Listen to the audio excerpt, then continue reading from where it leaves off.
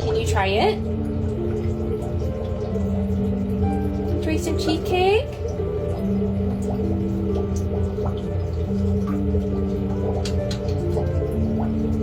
You're gonna love it. Is it good? What do you think?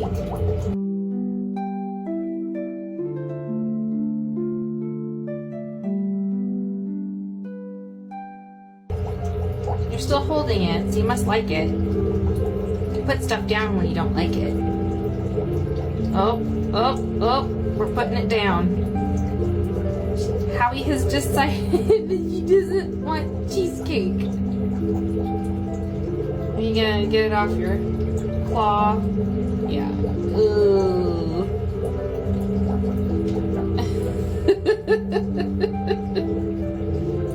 Alright, Howie does not like my cheesecake. Here's some celery and peanut butter. You like that? You like peanut butter? There. Here you go, honey. It's a peanut butter.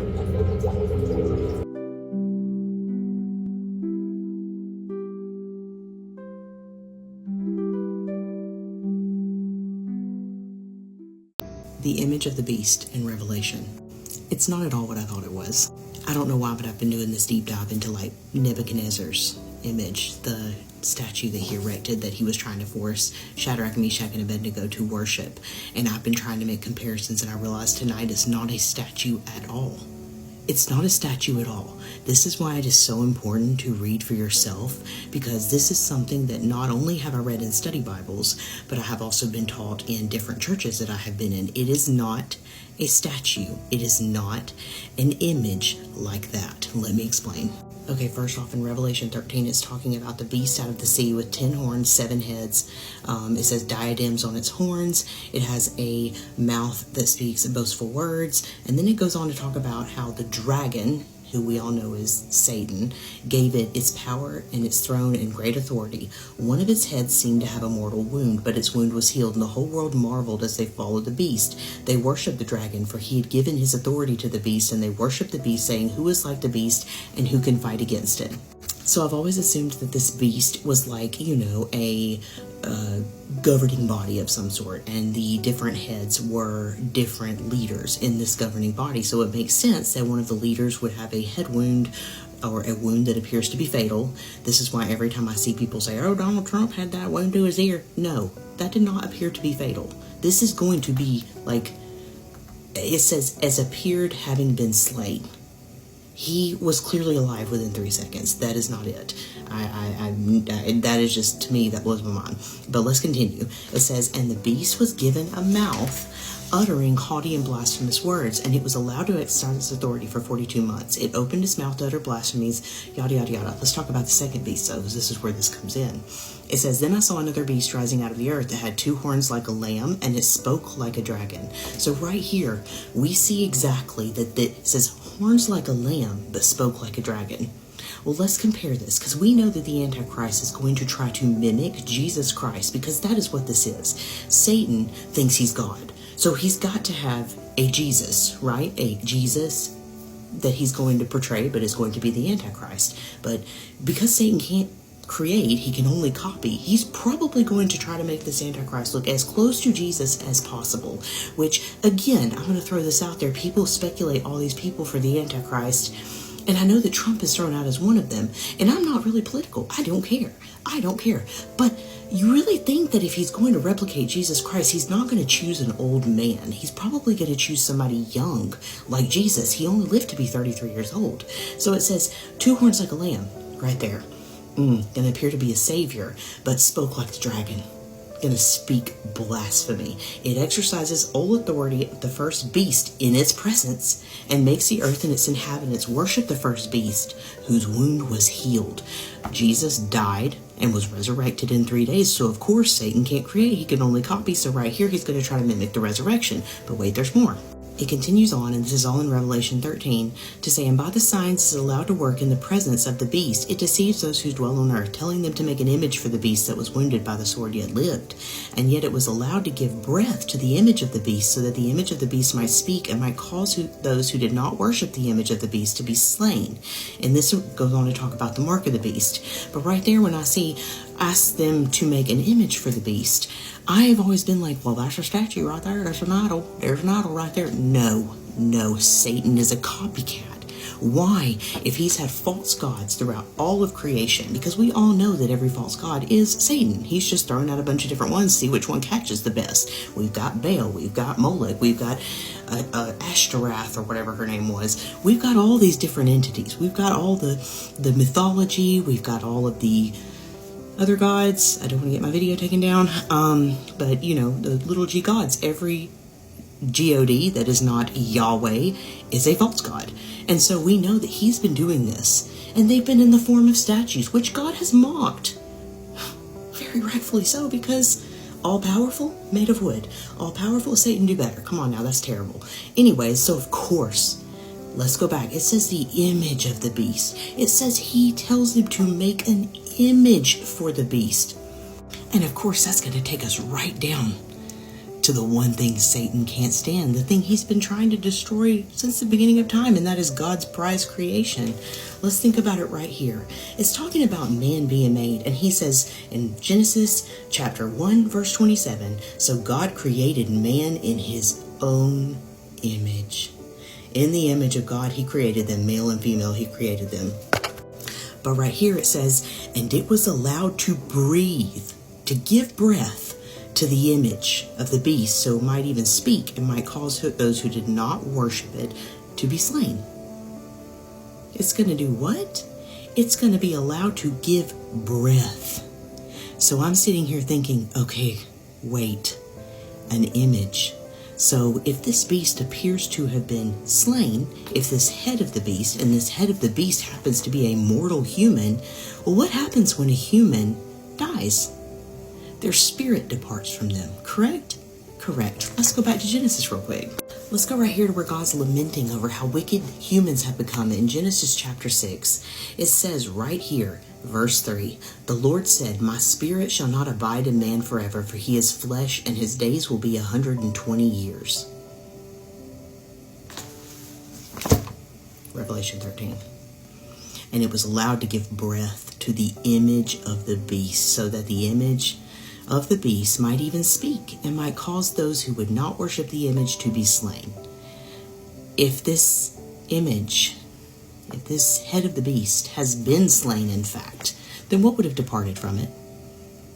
The Spirit of God, which would then allow a breath from this beast who has been given authority by this dragon. So this is going to be lying signs and wonders. This won't be real life. It's going to be an illusion of some sort, but it is going to appear to bring this, what once was an image made in likeness of the living God, to then be able to be a vessel. Because what is really God after?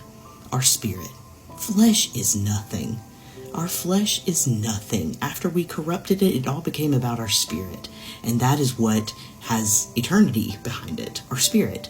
So once this image is void of the spirit of the living God, it's open game. What kind of lying wonders do you think this might be? And I'm not going to say I know anything, because Lord knows I don't. Anything can happen these days. I mean, we got aliens in the ocean. So, but I'm thinking that the last thing I read about Neuralink was how it would help the blind see and the lame walk. How much more could it progress? And it doesn't have to be Neuralink, but that type of technology, it's giving breath to the image of the beast. It's giving lying signs and wonders. It's not a statue at all. It's the illusion of life. But it's going to be completely a lying sign and wonder of Satan himself, which is going to allow him to indwell whatever this is, because he cannot contend in the same being as the living God, the Spirit of the living God, because he who is in us, creator that he is in the world. But this coming, maybe this is not new info to anybody, but to me, this was new. This was new to me. It all makes sense. This makes sense, because I'm sitting here thinking, how are they going to make that statue talk? Come on, Caitlin. Come on. What's a weird fact that keeps you up at night? You cannot become enlightened because you already are enlightened. But your higher self, your Ubermensch, your Christ consciousness, whatever you want to call that, the potential for enlightenment within is already there. There's nothing missing. There's nothing you need to add. You're already entirely all of yourself. There's really just a bunch of stuff you're clinging to that you need to strip away. A bunch of fear or pride or guilt or shame or vanity or anxiety. You don't need to escape a matrix. You don't need to ascend to a higher dimension. You're already in every dimension that you could possibly have access to all at once. It's just about what you're focusing your attention on. You don't need to escape the matrix. You are the matrix. You are your own cage. It's not about breaking free. It's just about letting go. Look at this thing that was spotted somewhere in the woods. Which creature? Is that a creature or a skinwalker or someone playing games to people? What is that thing? Look at the eyes there. If you wake up in the middle of the night and you can't fall back asleep, I'm going to teach you the craziest thing that I learned probably 20 years ago. And my kids know how to do it. I know how to do it. My husband knows how to do it. We all do it if you wake up in the middle of the night. So even though I usually sleep through the night with my sleep routine, occasionally I took my supplements too late in the day yesterday. So I had a lot more water later than I would normally have water. So I had to get up and pee. And of course, I don't check the time of the night, so I don't know what time it is, but I know it's not time to get up. Okay, so here's what you do. You're going to do this with your eyes closed, but I have to show you with my eyes open. It's going to look ridiculous. And you're going to do this as soon as you find yourself awake in the night, and you're going to repeat it until you fall back asleep. I have never made it past 2 cycles of this without falling asleep, okay? So I only made it through a cycle and a half last night, and then I nodded out. So you're gonna look all the way up with your eyes closed. You're gonna look all the way up like this. Then you're gonna look all the way down like this. And I usually stop my eyes in the center before, and then you're gonna look all the way to the left, bring your eyes back to the center, and then all the way to the right, bring your eyes back to the center. Then you're going to take them up again, and you're going to go all the way around like a clock. And then you're going to go all the way the other direction. I start with the right, and then I go to the left. So I go clockwise and then counterclockwise. And then you're going to pull them together like cross-eyed like this. Okay, so I'm going to do it for you. Again, you're going to do it with your eyes closed. You're going to go like this.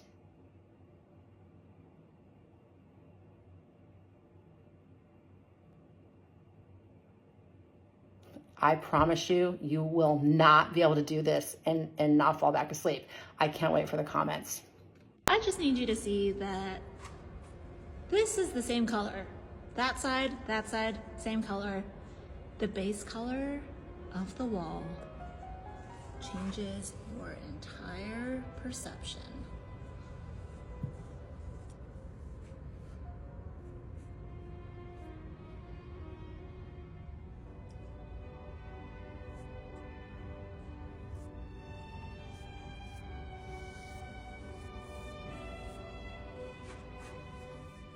Remember, y'all, dogs see things that we don't. This is insane. This dog definitely sees something there, and the camera's actually picking it up. It just dropped him like a treat or something. Thanks for watching, y'all. Stay weird. This is one of the most beautiful shots that have ever been taken. Look at this, my friends. It's out there in the ocean, and whoa, this looks amazing. Is this in the ocean or in the skies? This is such a huge fish. This one is a fish. Oh, it's in the waters. This is unbelievable. What a great sight, my friends. This world is full of interesting, great, fantastic stuff. Breaking news, celebrity astrophysicist Neil deGrasse Tyson is getting roasted after discussing Elon Musk's vision for a multiplanetary species. How soon could Elon Musk realistically send humans to Mars? Another good question. I have strong views on that. My read of the history of space exploration is such that we do big, expensive things only when it's geopolitically expedient, such as we feel threatened by an enemy. And so So for him to just say, let's go to Mars because it's the next thing to do, what does that venture capitalist meeting look like? So, Elon, what do you want to do? I want to go to Mars. How much will it cost? $1 trillion. Is it safe? No, people will probably die. What's the return on the investment? Nothing. That's a 5-minute meeting. And it doesn't happen. So we agree. I'm not for going. Okay, wait. There's Mars. What I'm saying is, here's how we get to Mars. Ready? China leaks a memo. It doesn't even have to be true. They leak a memo that they want to put military bases on Mars. Right. Then we're on Mars in 10 months, but NASA doesn't have a spacecraft, but Elon does. Here's my spacecraft to Mars, and we end up paying him to use his spaceship to get to Mars. And that'd be easy for China because Mars is already red, right? So that'd be an easy sell. What? So I don't see it happening until governments judge that it's geopolitically in our interest. Otherwise, I don't see it as just an exploration. Holidays now. The point is, you can't live on Mars. I've said this so many times. How badly would we have to rat fuck Earth before it was worse than a place that's 200 below zero? How close-minded no are you? air, with no water, with 6 months. Preach it. Join me on X for more updates. This right here is artificial grass. This obviously isn't. And if I was to cut this and try to cut it down so it wouldn't grow, it's just going to grow back. And then it'll grow again, and I could cut it down, grow again, cut it down. And no matter how much I keep cutting it, it's going to keep growing because the root, what's down here, I got to get it at the root. You know, there's a lot of stuff in your life that keeps growing, like your ability to lie, your ability to find stuff on your phone and computer that you shouldn't look at, your ability to cheat God and rationalize not reading your Bible, rationalize not praying. All these sins in our life have ability to grow, and we grow in our ability to rationalize them, do them, sneak around, manipulate people, and it's going to keep going. And then we go to church and we think, okay, I'm going to get some word, and I'll just be a better version of myself. You're never going to be a better version of yourself because you're sinful at the root. That stuff is going to keep growing back. Unless you deny yourself, pick up your cross and follow him. And you let Jesus Christ, the Holy Spirit, root out the sinful nature in your heart and take out your heart of stone and put in a heart of flesh, one that's sensitive to the Spirit of God. This garbage is going to keep growing. Look at this. These bones, they look like bones. Someone brought their puppy some gift. Oh, this is interesting. Some special type of bone there. Wow, why does the puppy look somehow sad? Let's see where they take the bone, you see? What's going on? And they are going to celebrate the bone somewhere else. This is crazy. Look at the joy they are having. This is unbelievable. They almost went crazy full of joy. This is good vibes. Yo! The dog probably can't believe their owner or friend brought them such a huge bone. Unbelievable stuff, my friends. This one almost talked. Oh my god. This right here was just recorded. Tell me why it looks like the day after tomorrow. And these clouds are popping up everywhere. I'll show you more in a minute. For the people that say, oh, that's normal, that always happens. I wasn't born yesterday. And neither were a lot of the other people who are going to see this and notice it. Obviously something's up. And right here is a totally different location. I mean, look at the contrast. It looks like two different pictures. I have never in my life seen storm clouds this bad. And that's not to mention I get about 100 messages a day with crazy stuff happening in the sky. Something's going on and something is changing the sky. Are these dinosaurs? Hey! Some people here look like they own some dinosaurs. But this is unimaginable. Look at these remains, my friend. This looks like bones of one big dinosaur. In some video here, which looks like it was recorded from the past. This is crazy stuff. My friends, do you believe these animals exist? Have you ever seen or come across one? This is unimaginable. What would you do if you encountered a dinosaur? You would probably think you're dreaming. Except I don't even know what could have happened. This is unimaginable. Look at these footsteps, my friend. These ones, people happen to believe they are dinosaur footsteps. You see? Look at them. They are extremely huge and... where did they come from? Or is someone that was putting on a shoe with such types of footprints. Do you want something that's kind of cool? The natural frequency of this tuning fork is about 260 hertz.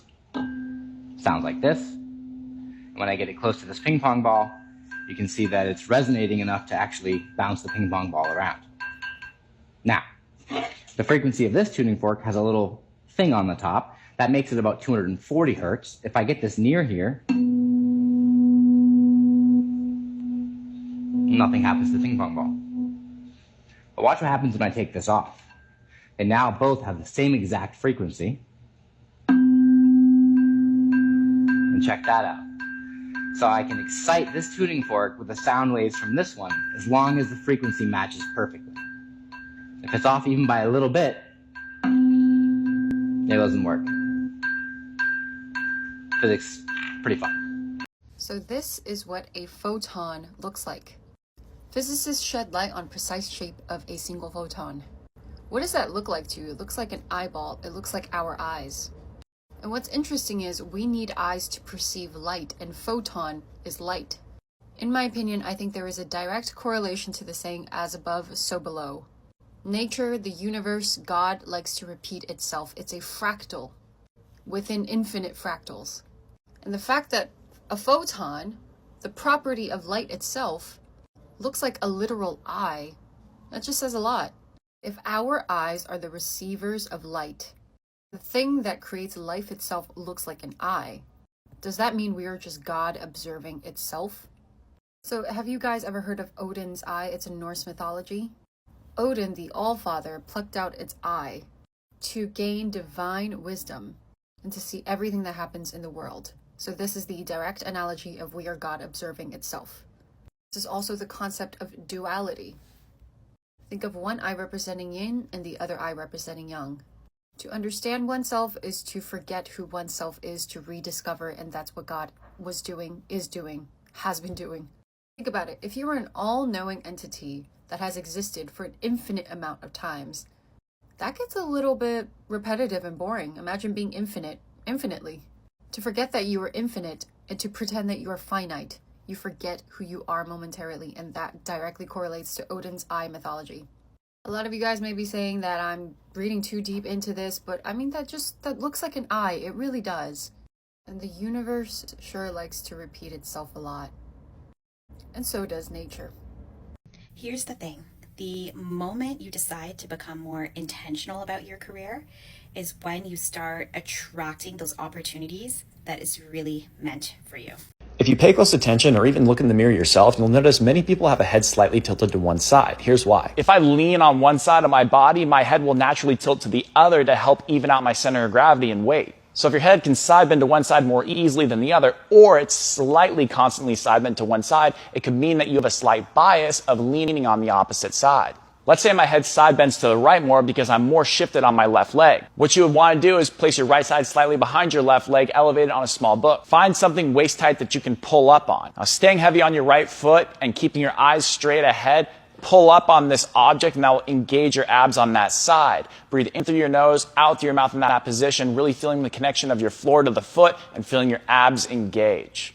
You ever notice when you give your dog a treat that sometimes they're like a damn crocodile eating your finger off, and when you pull it away, it's gonna make them chase it harder? So you don't want to do this. Like, easy, and then we just drop the food and let them have it, right? Don't do that. So instead, you're gonna take that food, we're gonna cup it with a thumb, just like this. We're gonna feed like this, remove that thumb when she goes for it. So every time she goes to eat, she doesn't end up eating my hand off, she lightly takes it from the inside. Here are 5 things that you are doing that's wrecking your thyroid. Because as a doctor, I'm seeing way too much thyroid disease. Everybody's either hyperthyroid, hypothyroid. So we gotta get to the bottom of this. It's starting to feel like America's hypothyroid nation. Let's go. First, we gotta talk about what this thyroid is. It's a little gland shaped like an H that sits right in your neck. It's a small gland with a lot of responsibility. I like to say one of the major things that your thyroid is doing is handling your metabolism. Now, before I take it here, let's go to the science real quick so you can understand this. Now, here's your thyroid hormone. Now, it gets a signal from your pituitary through TSH that goes here. And it tells your thyroid to make 2 important hormones, boom and boom. Both of these are responsible for your metabolism. Now, if you have any problems here in this whole loop, and I call it a loop because it all goes backward, you're going to have some big problems. What kind of problems? Yeah. Now, if you're hypothyroid, that means you're not having enough of that thyroid hormone. You're going to have difficulty losing weight, fatigue, dry skin. You're going to feel tired all the time, cold all the time. And your doctor may want to put you on a medication that's similar to thyroid hormone to replace what you don't have. Now, if you're hyperthyroid, that means you got too much. What you going to look like? Over here. You have fine, brittle hair. You're going to be hot, sweaty all the time. Difficulty putting on weight. Now, if you're looking at that thinking, oh, well, that sounds good. I want to be hyperthyroid. No, this is a real disease process. You could even have exophthalmos, where you have tissue buildup in the back of your eye that pushes them forward. Then you'll have this look. So now that we have a little background, what are the 5 things that you could possibly be doing that's causing you to have thyroid disease? Because you got to get it in check. You can be healthy. Number 1, it's simple. You don't have enough iodine in your diet. See, iodine is very important because your thyroid uses iodine to make this and this. If you don't have enough iodine, how you gonna make this? Huh? It's simple. But here's the trick. People like to think that there's no way they could be iodine deficient. Let me tell you how that's a lie. If you're not eating all of this, and then they turned around and they try to put it in your salt, what do they call it? Iodized salt. But don't nobody want iodized salt. They want Himalayan salt, they want Celtic salt, they want black salt, they want processed salt. Yeah, processed foods. Did you know in processed foods they do not use iodized salt? You're not even getting that good old enriched iodine salt in your processed foods. So yeah, if you have low hypothyroidism, maybe you don't need extra thyroid, maybe you need the iodine. Just saying. Next. Whoa. But I do want to say, if you're hyperthyroid, cut this out. Don't be all dibbling-dabbling and all of that. It's the same process. It could be too much. But that's why you got to talk with your doctor about that. Now, finally, next, you're smoking. Smoking affects the thyroid, yes. Because when you smoke, you get this toxin called thiocyanate. Yeah. It's found in quite a few things, but mainly cigarette smoke and also this stuff right here. People like to be like, oh, I don't smoke cigarettes. Now here they found that the thiocyanate level strongly correlated with how many cigarettes you smoked. And they also found it in the people who smoked the wah-wah-wah-wah. I tried, I can't say that here. But you catch my drift. What does the thiocyanate do? It inhibits you from using that iodine. We just got done talking about iodine, so you see it here. Next, alcohol. Y'all, alcohol can affect your thyroid. Now, come here, come in here real quick. There's a little bit of a debate. Some people say that if you have moderate alcohol consumption, that could be helpful for your thyroid, especially like red wine. But then others say that if you have too much, it can actually impair the thyroid function. All right, I'm gonna let y'all make y'all decision, but let me just break it down for you. Cut down your drinking, it's affecting your thyroid. Next, sleep. Did you know that poor sleep is affecting your thyroid? Now I know sometimes some thyroid conditions can lead to poor sleep. If you have hyperthyroid, you could be an insomniac just because of that. But check it out, when you get poor sleep, you could go into hypothyroidism over time. That's right, sleeping less than 6 hours a day could have an effect on your energy metabolism. Does that surprise you? Here we see that good sleep is necessary for the release of thyroid hormones. So if you mess up your sleep, you mess up your circadian rhythm. All them hormones is gonna be off. They gonna be off, baby. So sleep. And what's the last and final thing that's disturbing your thyroid? You ain't got the right minerals. You missing out on certain building blocks. For example, selenium, zinc. We already talked about iodine, magnesium. There are certain supplements that are essential for your thyroid function. And if you're not eating a whole food diet, then you're really missing out and you're setting yourself up for a loss. You're setting yourself up for thyroid problems. All of these play a role. Next, we'll talk about some tips for dealing with thyroid dysfunction, particularly hypothyroid. Let's go. The body gives you signals. Symptoms are signals. Here's 5 random things your body's trying to tell you. Number 1, you got brittle nails. You need more protein and collagen. Try adding bone broth or Organifi's collagen. You got a little eye twitching, right? I've had that in the past. It's actually a magnesium deficiency. Magnesium glycinate is ideal for nerve relaxation. Number 3, hip joint starts to click a little bit. This might be a sign you need more vitamin D3 and collagen for joint health. If you are easily bruising, morning, you may need to look at vitamin K1, I believe. Look for dark leafy greens like Swiss chard, collard greens. You got graying hair? Well, you probably need more vitamin B5 for your adrenal support. Pair that with something like ashwagandha and black pepper. Also, avocado is a great source for this. It's loaded with vitamin B5. These are the 5 warnings of your body. Pay attention to your body. It gives you signals all day long, my friend. I'm Drew Canoli. Like, follow, and save for more. Thanks for watching all this, my friend. As you are still in the mood of learning, let me read to you something from the Book of Wisdom to add on more knowledge. This one, it says, "The eye is the lamp of the body. If your eyes are good, your whole body will be full of light. But if your eyes are bad, your whole body will be full of darkness. If then the light within you is darkness, how great is that darkness? No one can serve 2 masters. Either he will hate the one and love the other, or he will be devoted to the one and despise the other. You cannot serve both masters, both God and money." That, my friends, is from Matthew 6 from 22 and 24 till 24. Interesting source. Let's give thanks to our mighty Creator for this far. Thank you, wonderful Lord, for this far. Thank you for the beginning and this minute that you have reached to wrap up this video. All glory and honor, Father, belong unto you. Thank you for your spirit have been with us up to this point. Dear Lord Father, this viewer that have been with us to this moment, impact their lives with your goodness and your love, Father. And bless us, Father, that our family may grow and we might reach the whole world out there. In your holy name, Jesus Christ, we do pray, trusting and believing. Amen. Interesting soul. Till next time, peace be with you. I have been Y311H. Bye-bye.